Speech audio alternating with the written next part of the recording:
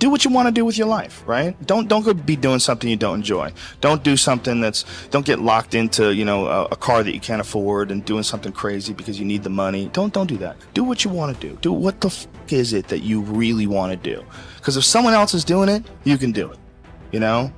I mean, everybody makes their own path through this world, but a lot of people don't follow the path that they really feel pulled to. You know, just for whatever reason, they got negative programming. You know, when they were kids, someone told them they couldn't do it, or told them to take the shortcut, or take the shore route. That's a sad thing, man, when you talk to dudes, especially like talented dudes, and they don't follow up with what they want to do. Even if other people can't see through their filter of criticism, you're still driven by love.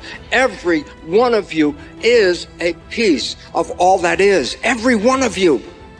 And if that critical mind comes up and says not good enough in any sense, there's a point where you have to stand back and say, that's not me. I am more than the program. And when you let go of that problem of self-criticism, you learn and experience for the first time in your life self-love.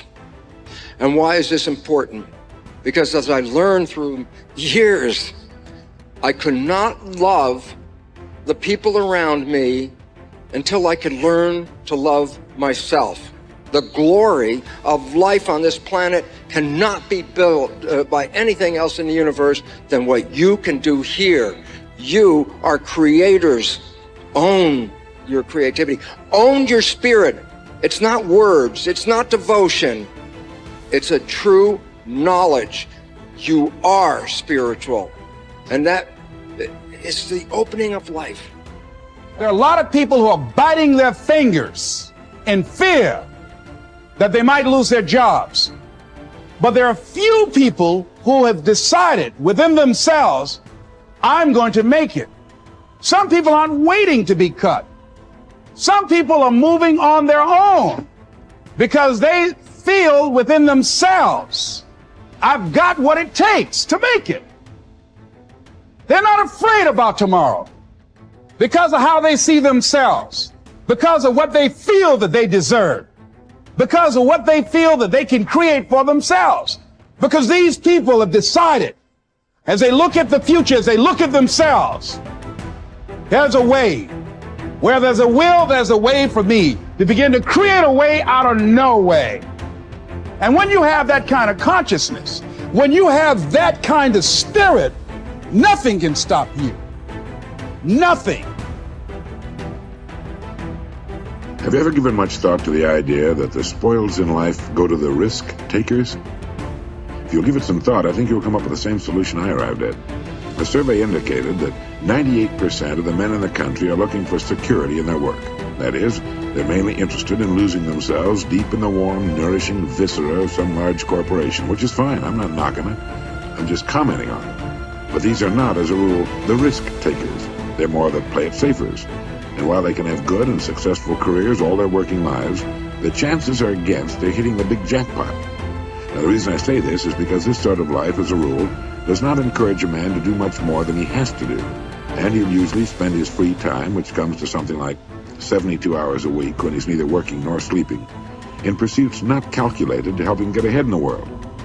Now, the man who risks his spare time writing a book, painting pictures, fiddling with inventions, continuing his education, is generally the one in this kind of milieu who will advance above his fellows.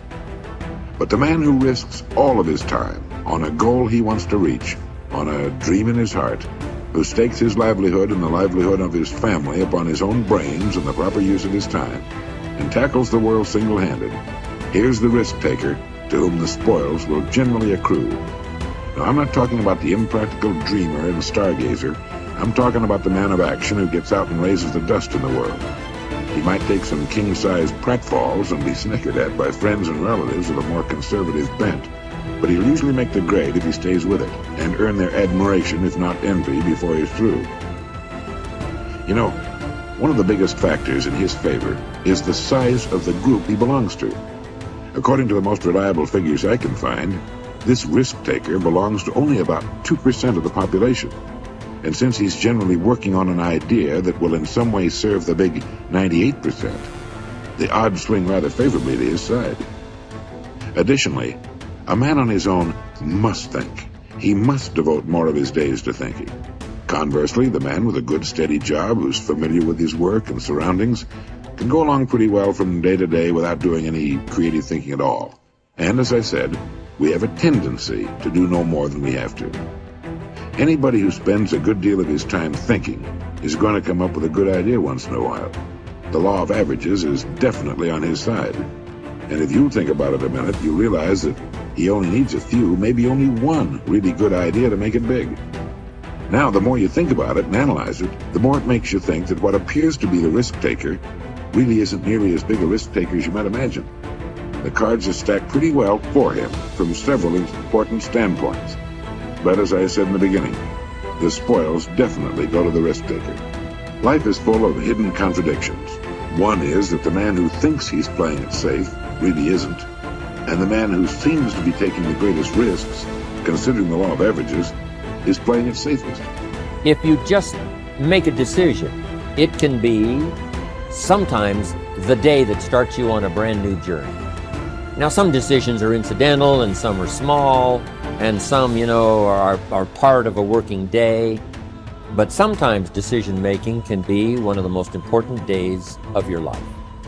Maybe a decision you've postponed, and now you understand the penalty of postponing that decision. You've got to do something, and finally you come to the conclusion, today is the day. I now decide.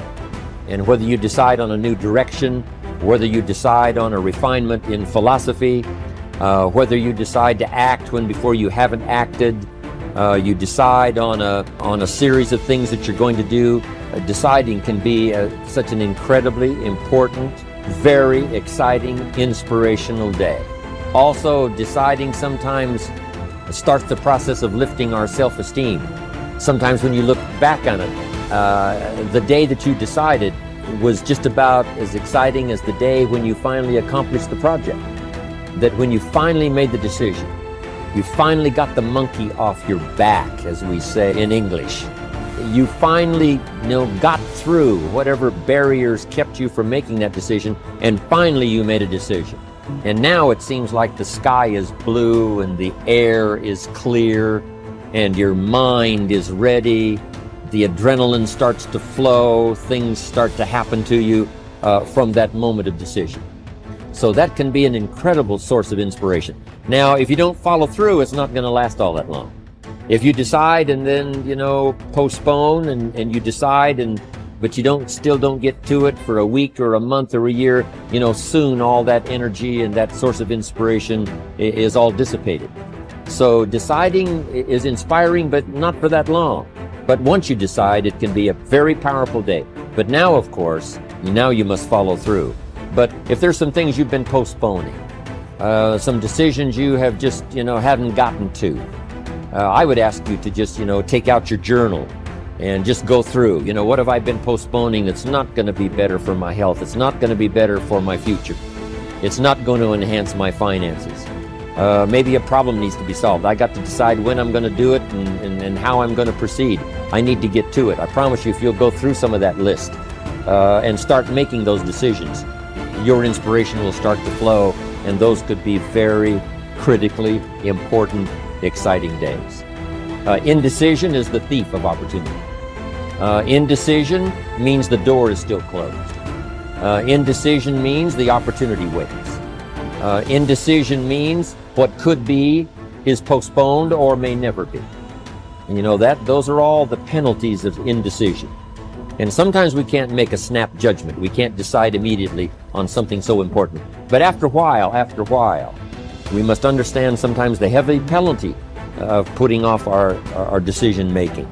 So, one source of inspiration, deciding. Nothing is so embarrassing as watching someone do something that you said could not be done. People who embrace possibility thinking are capable of accomplishing tasks that seem impossible because they believe in solutions. When you believe you can do something difficult and you succeed, many doors open for you. Big thinkers are specialists in creating positive, forward-looking, optimistic pictures in their own minds and in the minds of others. If you embrace possibility thinking, Your dreams will go from molehill to mountain size, and because you believe in possibilities, you put yourself in position to achieve them. The winners in life think constantly in terms of I can, I will, and I am. Losers, on the other hand, concentrate their waking thoughts on what they should have done or what they don't do. If you believe you can't do something, then it doesn't matter how hard you try, because you've already lost. If you believe you can do something, you have already won much of the battle. The first step in becoming a possibility thinker is to stop yourself from searching for and dwelling on what's wrong with any given situation. Sports psychologist Bob Rotella recounts, I tell people, if you don't want to get into positive thinking, that's okay. Just eliminate all the negative thoughts from your mind. Whatever's left will be fine. If possibility thinking is new to you, you're going to have to give yourself a lot of coaching to eliminate some of the negative self-talk you may hear in your head. When you automatically start listing all the things that can go wrong or all the reasons something can't be done, stop yourself and say, don't go there. Then ask what's right about this. That will help to get you started. And if negativity is a really big problem for you and pessimistic things come out of your mouth before you've even thought them through, you may need to enlist the aid of a friend or family member to alert you every time you utter negative ideas. One of the best ways to cultivate a possibility mindset is to prompt yourself to dream one size bigger than you normally do. Let's face it, most people dream too small. They don't think big enough. Henry Curtis advises, make your plans as fantastic as you like, because 25 years from now they will seem mediocre. Make your plans 10 times as great as you first planned, and 25 years from now you will wonder why you did not make them 50 times as great. If you push yourself to dream more expansively, to imagine your organization one size bigger, to make your goals at least a step beyond what makes you comfortable, you will be forced to grow, and it will set you up to believe in greater possibilities. Most people want their lives to keep improving, yet they value peace and stability at the same time. People often forget that you can't improve and still stay the same. Growth means change. Change requires challenging the status quo. If you want greater possibilities, you can't settle for what you have now. When you become a possibility thinker, you will face many people who will want you to give up your dreams and embrace the status quo. Achievers refuse to accept the status quo. As you begin to explore greater possibilities for yourself, your organization, or your family, and others challenge you for it, other possibility thinkers across the country and around the world are thinking about curing cancer, developing new energy sources, feeding hungry people, and improving quality of life. They are challenging the status quo against the odds. And you should too,